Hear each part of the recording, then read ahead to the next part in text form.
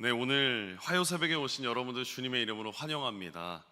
우리 지난 목요일에는 에스더서 2장을 통해서 하나님의 은혜의 첫 번째 시간을 함께 나눴습니다. 거기서 하나님께 은혜를 받은 두 사람에 대해 함께 나눴죠. 바로 왕비가 된 에스더와 그리고 모르드게에 대한 이야기였습니다. 에스더는 하나님의 은혜를 받아서 왕비가 되었습니다. 그녀가 하나님께 어떤 믿음의 결단이나 행동을 통해서 하나님의 은혜를 받은 것이 아니라 그녀는 그저 하나님의 자녀라는 사실 속에서 은혜를 받아서 하나님은 그녀에게 은혜를 계속 베풀어 주셨습니다. 여러분, 이처럼 하나님은 자격 없는 자에게 은혜를 주십니다. 하나님은 하나님의 자녀에게 특별히 은혜를 더 주시는데, 이는 그 자녀가 무엇을 잘해서가 아니라 어떤 것이 뛰어나서가 아닙니다. 자녀라는 그 특권 때문에 하나님은 하나님의 자녀에게 은혜를 계속 허락하십니다. 그때와 그 시기, 그리고 그것이 얼마나 우리에게 다가오는지는 알 수 없지만 항상 우리는 하나님의 은혜가 함께 하고 있습니다. 저와 여러분은 어떻습니까? 하나님의 은혜에 감사하고 있습니까? 하나님의 은혜를 늘 기억하고 있습니까? 이번 한 주도 하나님의 은혜 안에 머무시기를 주님의 이름으로 축복합니다. 오늘은 이제 에스더서 3장에 대한 제목으로 믿음으로 지켜야 할 자리에 대한 제목으로 함께 나누려고 합니다. 우선 1절 말씀 우리 함께 합독하겠습니다. 그 후에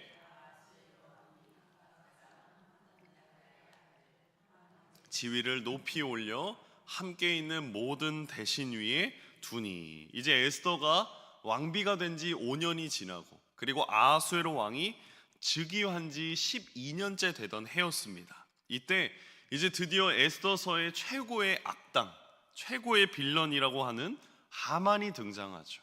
근데 이 하만의 자리가 어떻게 표현되냐면 아각 사람 함므다다의 아들이라고 표현되고 있습니다. 오늘 우리는 이 하만이 어디 출신이었느냐, 이것을 좀 더 자세히 살펴볼 것입니다. 오늘 성경에서 그가 어디 사람이었냐라고 말합니까? 아각 사람이었다라고 말합니다. 근데 이 아각은 아말렉의 왕이었습니다. 그러니까 아각의 후손이었던 이 하만은 아말렉 출신이었다라고 볼 수 있습니다. 그러면 이 아말렉은 어떤 족속이었느냐? 다음 사진을 보시면 과거의 모세 시대 때 이스라엘 백성이 출애굽하여서 시내산 방향으로 이제 가고 있었습니다. 그때 이 이스라엘 백성들을 최초로 공격한 족속이 바로 아말렉 족속이었습니다. 이 사진에 보시면 아론과 훌이 누구의 손을 받치고 있습니까? 모세의 손을 받치고 있는 장면이죠. 이때 이스라엘 백성들이 전쟁한 족속이 바로 아말렉 족속이었습니다.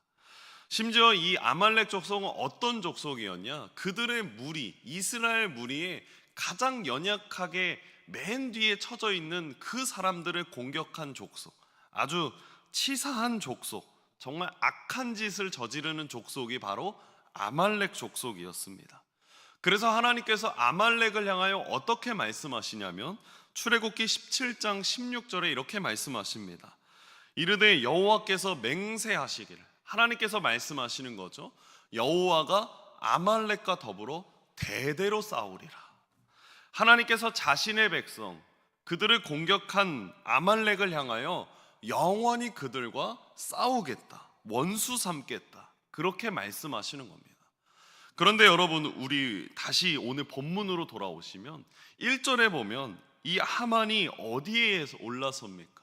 파란색 글씨만 함께 합독하겠습니다. 하만의 지위를 높이 올려. 아하수에로 왕은 이 하만의 지위를 높이 올려놨습니다. 그러면서 2절에 이렇게 말합니다. 함께 2절 합독하겠습니다.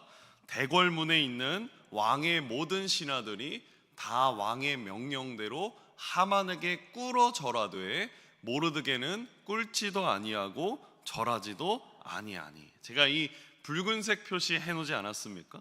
모든 신하들에게 명령했습니다. 그래서 하만에게 무릎을 꿇고 절하여라 라는 조서까지도 그에게 공포하면서 그 나라에 공포합니다. 왜 하만을 이렇게 높이 올렸는지 그것은 기록되어 있지 않지만 중요한 것은 하만은 2인자 자리에 올랐다라는 사실입니다. 그런데 이제 모르드게에게 큰 위기가 찾아오는데 에스더서 2장 5절에 모르드게를 이렇게 표현합니다. 우리 함께 5절 합독하겠습니다. 도성수산에 한 유다인이 있으니 이름은 모르드게라. 그는 베냐민 자손이니 기스의 증손이요 시므이의 손자요 야일의 아들이라. 모르드게가 하나님의 백성인 어디 사람입니까? 유다 사람이었다라는 것입니다. 이제 이 모르드게에게 큰 시험이 찾아온 것입니다. 하나님의 백성으로서 믿음을 지켜야 되는지 아니면 유다인의 정체성은 잠시 내려놓고 무릎을 꿇고 생명을 건져야 되는지 그것을 결정해야 했습니다. 그러면서 오늘 본문의 2절 후반절에 보면 빨간색 부분만 함께 합독하겠습니다. 모르드게는 그렇습니다. 대궐문에 있던 이 모르드게는 하만에게 무릎 꿇지 않겠다 그렇게 결단하는 것입니다. 그런데 정작 이 모르드게의 결단 앞에 누가 난리 났냐면 그 주위에 있는 신하들이 난리 납니다. 신하들이 모르드게를 찾아와서 왜 너는 무릎을 꿇지 않느냐 그러면서 그에게 닥달하기 시작합니다. 그때 이 모르드게가 다음 4절에 이렇게 답변합니다. 자기는 유다인임을 알렸더니 라고 말합니다. 자신이 유다인으로서 나는 하나님의 백성이기 때문에 하나님 외에 다른 이에게 절대 무릎 꿇을 수 없다. 그러면서 신하들에게 자신이 유다인임을 알렸던 것입니다. 결국 이 하만이라는 위험 앞에서 모르드게는 결단하고 자기 믿음의 자리를 지키는 것입니다.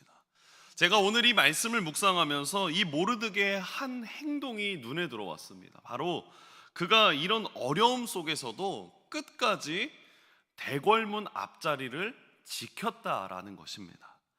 모르드게는 하만에게 절을 해야 되는 이 고난이 그에게 찾아왔을 때 자신이 속해 있는 이 대궐문 앞자리를 떠날 수도 있었습니다. 여러분 생각해 보십시오. 대궐문 앞자리에서 일했다라는 것은 그는 고위 관직에서 일했다라는 뜻입니다. 그러면 고위 관직이 왕이 선포한 것을 얼마나 빨리 들었겠습니까? 그리고 그는 최소한 그 조서가 내려왔을 때 대궐문 앞자리를 떠났어도 그렇게 자신의 일자리에서 큰 어려움을 겪지 않을 수도 있었습니다. 그러니 모르드게 입장을 볼 때 지금 이 어려움과 고난을 충분히 그는 피할 수도 있었다라는 것입니다. 그러나 그는 자신에게 맡겨진 이 대궐문 앞자리를 끝까지 지켜냅니다. 그는 자신에게 주어졌던 고난, 시험, 그것을 믿음으로 이겨냈던 것입니다. 사랑하는 여러분, 저는 이런 모르드게의 모습을 보면서 한 가지 깨달은 것이 있습니다. 오늘 말씀의 제목처럼 각자가 믿음으로 지켜야 할 자리가 있다라는 것입니다. 여러분, 우리도 신앙생활을 하다 보면 가정에서나 일터에서나 내 삶의 자리에서 분명히 고난이 찾아올 때가 있습니다.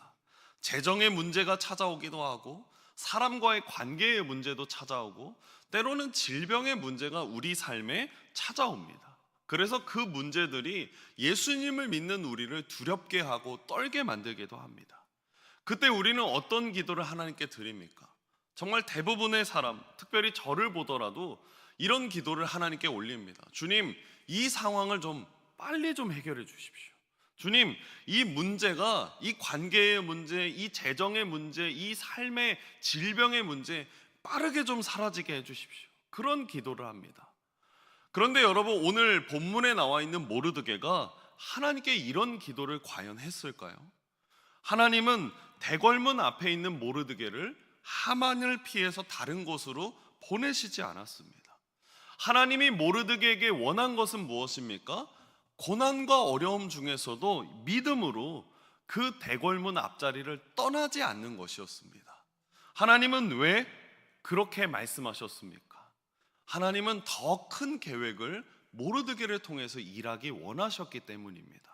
사랑하는 여러분, 여러분의 대궐문 앞자리는 어디입니까? 매일 여러분의 믿음을 시험하고 하만과 같이 원수가 나를 공격하고 나를 흔드는 그 자리가 어디입니까? 이러한 우리에게 오늘 말씀은 무엇이라고 말하냐면, 고난과 어려움 속에서도 무릎을 꿇지 않고 믿음의 자리를 잘 지켜내라 라고 말합니다. 왜 그렇습니까? 그곳으로 우리를 세우신 분이 하나님이시기 때문이죠. 그곳으로 우리를 보내신 분이 하나님이시기 때문입니다. 하나님은 이 모르드게가 그 문 앞자리를 지켜냈을 때 하나님 더 큰 계획으로 그를 사용하시길 원하셨습니다. 그가 거기서 하만을 만난 거 결코 우연이 아니라는 것이죠. 하나님은 유다 백성을 페르시아로부터 구원하시길 원하셨습니다. 그런데 그 시작이 어디였습니까? 모르드게가 자기의 자리를 지켜내는 것, 거기서 시작되었습니다. 아무도 주목하지 않았고 하만에 비하면 초라한 자리였을 수도 있지만 끝까지 믿음으로 지켜낸 그 모르드게 한 사람을 통하여 하나님은 유다 온 백성을 구원하실 놀라운 계획을 가지고 계셨던 것입니다. 그러니 여러분이 있는 가정, 직장, 삶의 문제가 있는 그 자리는 하나님이 여러분에게 벌 주시고 혼내주시려고 하는 곳이 아닙니다. 그곳에서 우리가 신실하게 믿음으로 반응한다면, 그렇게 우리가 그 자리를 지켜낸다면 문제가 있는 가정, 문제가 있는 일터, 문제가 있는 어떤 그 모든 곳에서 하나님은 우리를 통하여 일하실 계획을 가지고 계십니다.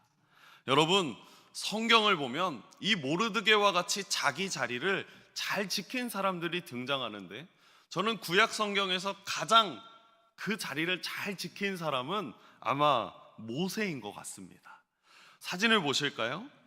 모세가 이제 이스라엘 백성들이 추격하고 출애굽했을 때 그 뒤에 누가 추격을 합니까? 이집트 군대가 이 이스라엘 백성들을 추격해 옵니다. 앞에는 무엇이 펼쳐져 있습니까? 드넓은 홍해가 펼쳐져 있고 뒤에는 바짝 그 군대가 쫓아옵니다. 그때 이스라엘 백성들이 어떻게 반응합니까? 모세를 비난하면서 왜 우리를 잘 사는 곳에서 벗어나게 했느냐 그러면서 원망하죠. 그때 모세가 어떻게 말합니까? 출애굽기 14장 13절 우리 함께 합독하겠습니다. 모세가 백성에게 이르되 여호와께서 오늘 너희를 위하여 행하시는 구원을 보라. 너희가 오늘 본 애굽 사람을 영원히 다시 보지 아니하리라. 모세가 그들을 향하여 너희는 두려워하지 말고 가만히 서 있어라, 그렇게 말합니다. 왜 그렇습니까? 다음 절에 보시면 이렇게 모세가 말합니다. 여호와께서 너희를 위하여 싸우시리니 너희는 가만히 있을지니라. 모세가 그들에게 두려워하지 말고 너네 가만히 서 있어, 그렇게 말한 이유는 오직 모세에겐 어떤 믿음이 있었습니까? 하나님께서 우리를 대신하여서 싸우실 거라는 그 믿음이 있었기 때문이라는 것입니다. 그러니 아무리 눈앞에 큰 어려움, 큰 위기가 있다 할지라도 우리 믿음으로 기다리자, 우리 믿음으로 하나님을 바라보자, 그렇게 외치고 있는 것입니다. 이 믿음의 말을 들은 이스라엘 백성들 어떻게 합니까? 진짜 가만히 서 있습니다. 그리고 그때 무슨 광경이 펼쳐집니까? 홍해가 갈라집니다. 여러분, 사진을 보십시오. 그리고 그들은 가만히 서 있는 그 자리에서 하나님의 역사를 보게 됩니다. 홍해가 갈라지고 그곳으로 걸어가는 은혜를 경험하게 되는 것입니다. 여러분, 이처럼 하나님은 우리가 있는 그 삶의 자리로 그리스도인을 보내신 이유가 분명히 있습니다. 우리의 온전한 순종, 우리의 온전한 믿음을 통하여서 그 자리를 구원의 자리로 만드실 분은 하나님이십니다. 그러니 여러분, 아무리 힘들지라도, 아무리 내 눈앞에 어려움들이 찾아올지라도 하나님을 붙드십시오. 그리고 주님께서 그 자리를 구원의 자리로 바꿔주실 것을 기대하시기를 주님의 이름으로 축복합니다. 말씀을 맺겠습니다. 오늘은 이 에스더서 3장 1절부터 6절까지 살펴봤습니다. 7절은 다음 주에 살펴보겠습니다. 하나님은 우리 모두에게 각자가 지켜야 될 자리를 주셨습니다. 그때 모르드게와 같이 신실하게 그 믿음의 자리를 잘 지켜내기를 축복합니다. 주님께서 그 자리를 잘 지키도록 힘도 주실 것이고 위로도 주실 것이고 마침내 그 자리, 그 고통의 자리, 내 삶에 문제가 있었던 그 자리를 승리의 자리로 바꿔주실 것입니다. 특별히 여러분 중보의 자리를 잘 지켜주시길 권면드립니다. 부탁드립니다. 하나님의 나라를 위하여 기도하시고 특별히 이 대한민국을 위하여 기도하시고 또 우리 다음 세대들을 위하여 기도해 주시기를 축복합니다. 그래서 그 자리가 문제의 자리로 남아있는 자리가 아니라 하나님이 역사하시는 자리, 하나님이 구원의 자리로 바꿔주실 자리가 되기를 주님의 이름으로 축복합니다. 기도하겠습니다. 하나님, 우리의 믿음을 흔드는 하만과 같은 어려움이 올 때 절대로 타협하거나 도망치지 않겠습니다. 하나님의 자녀요, 주님의 제자로서 끝까지 믿음을 지키도록 도와주시옵소서. 여호와께서 너희를 위하여 싸우시리니 너희는 가만히 있을지니라. 내 삶에 놀랍게 일하실 역전의 하나님을 신실하게 기다리게 하시옵소서. 우리를 위하여 대신 싸우실 주님의 강한 손을 믿습니다. 또한 우리나라 사회와 그리고 경제를 위해 기도합니다. 나라가 평안해지고 평온해지고 평화롭게 도와주시옵소서. 그래서 우리가 날마다 기도의 자리, 이 중보의 자리를 지키게 하시옵소서. 특별히 몸과 마음이 아픈 환우들에게 위로를 주시기를 간절히 기도합니다. 환우들에게 주님의 의로운 손이 함께하사 치료받게 하시고 수술을 앞두거나 회복 중에 있는 환우들에게 치유의 광선을 발휘하셔서 친히 머리마다 안수하여 주시옵소서. 모든 것을 주님께 맡겨오며 살아계신 예수님의 이름으로 간절히 기도드렸습니다. 아멘.